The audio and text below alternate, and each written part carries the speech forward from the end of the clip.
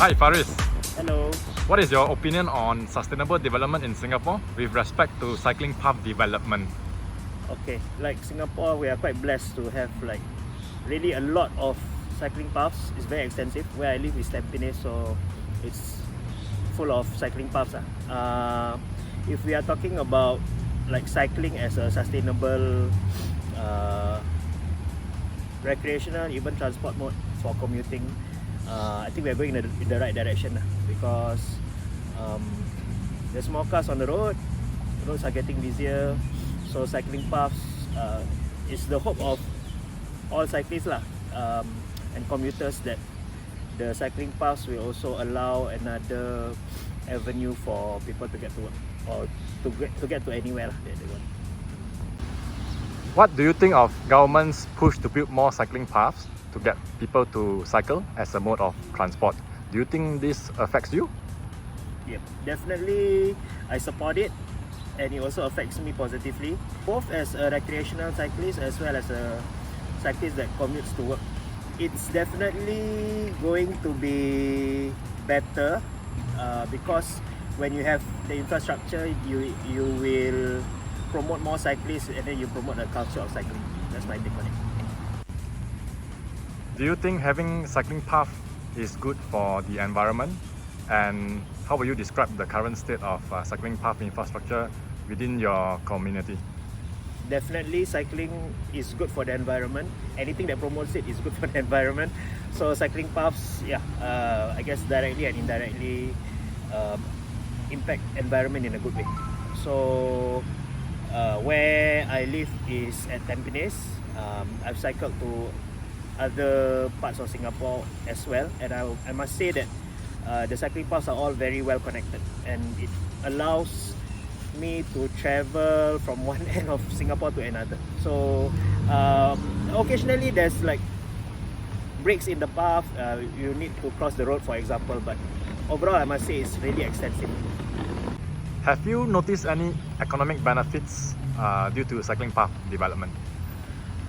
We saw as a whole when there was COVID, cycling boom, many people were out cycling. I think many people purchased their first bike during that period, some second or third bikes. So in terms of economy, more and more people were interested to cycle.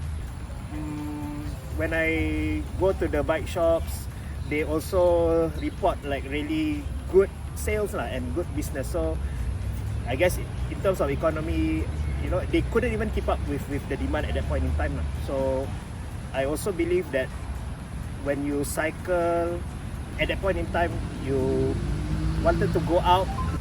I guess it made people more motivated, more healthy, get up more. It's good for your overall well-being. Other cities like Copenhagen, they have developed a culture of cycling which is good for the environment. Okay. In Singapore, we have initiatives like car light policies, walk, cycle, ride to get people to take the public transport. Okay. So overall, do you think that we are getting there in terms of the culture of, for example, like Copenhagen? And whether you think that you see Singapore reaching that point? Okay. So I guess to answer this question, we need to kind of define what kind of cyclists we are looking at.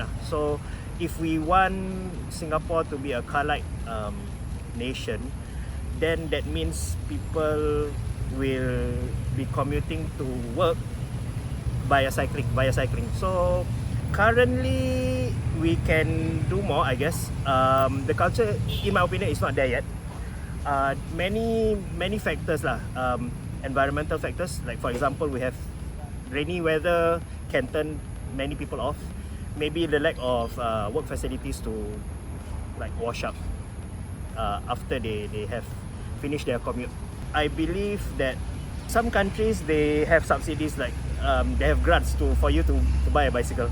But if we are like seriously looking at Singapore, right, I think many people own a bicycle, myself included. We own more than one bicycle, and the bicycles that we have sometimes not very cheap lah. So I don't think it's an issue of subsidy or grants or whatever.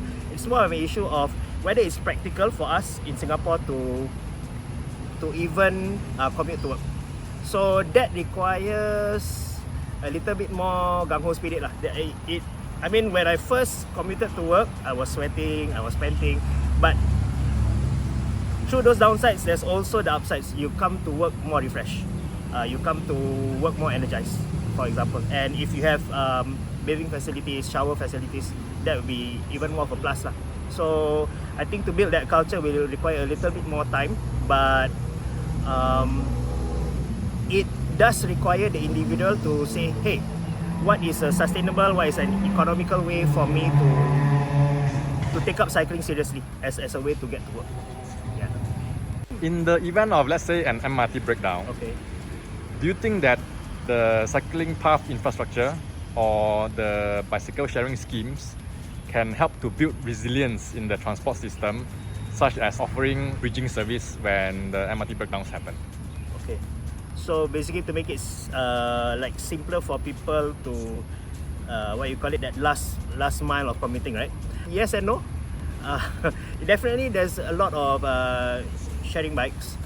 If you ask different people, they have different responses.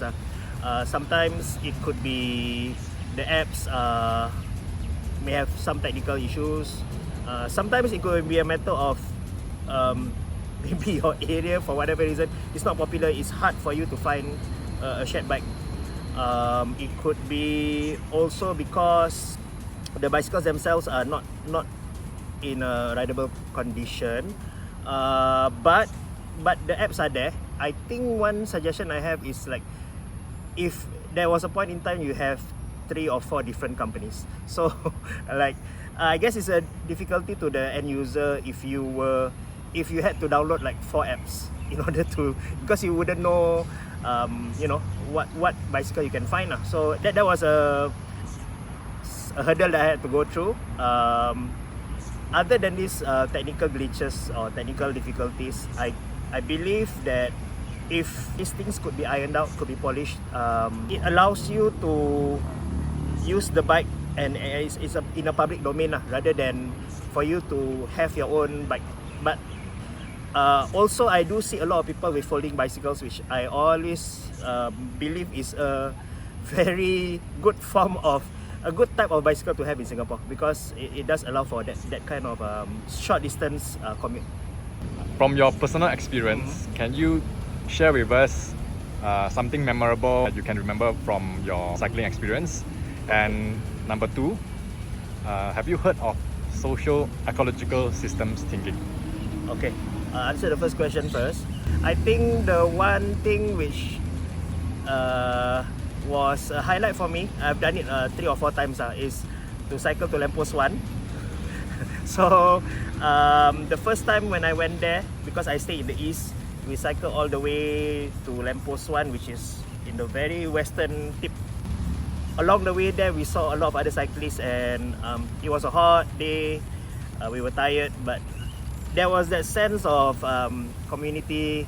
They were like urging us, yes, a little bit more, and cheering us on. And then when we reached there, we interacted with other cyclists, so it was a very good experience for me, very memorable. The second time I went there, I was armed with stickers, because it's a little bit of a culture cyclist culture to have stickers there, and to bring your stickers there and paste it on that Lamppost 1. It's like a personal accomplishment, I would say. Yeah.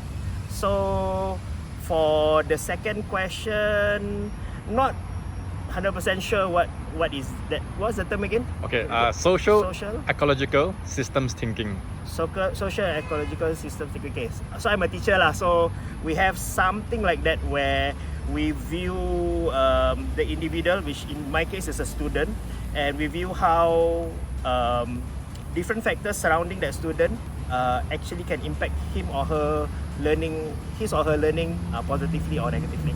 So we look at family, we look at friends, then we look at wider circle, maybe community, religious leaders, community clubs. So the hobbies of that student. So I think it is a good way of thinking because we are trying to build ecological system, and cycling does not exist on its own. It's always interconnected. So if we can study all this, the complex or the obvious relationships with other aspects of life, then we can better solve problems. Not only that, but anticipate like future problems or future issues. Thank you very much. Welcome.